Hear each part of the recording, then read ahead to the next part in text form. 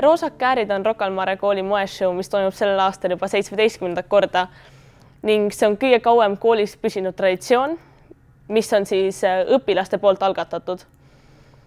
Iga aasta valitakse roosadele kääridele ka teema ning selle aasta teemaks on vorm ning see on ka esimene eestikeelne teema. Alguses oli siis see ainult meie koolisisene, aga nüüd, kuna üritus on ka ise suuremaks kasvanud ja siis me leidsime, et võiks tuua meie kooli moeshow'le ka moeloojaid üle Eesti. Ehk siis algas väikse kooliüritusena, aga nüüd on kasvanud see suureks üle-eestiliseks noorte moeshow'ks.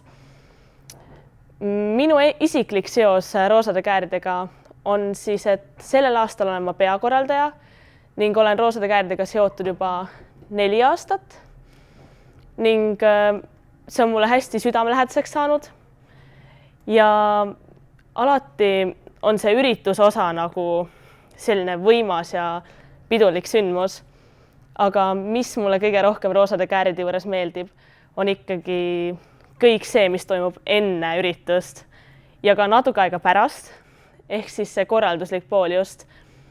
Alati on, iga tiim on omasugune, kõik 4 aastat on olnud meil ju täiesti erinevad tiimid.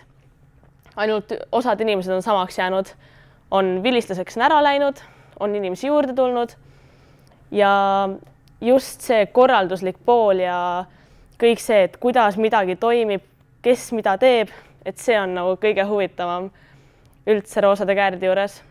Ja muidugi üritus ise alati väga lahe.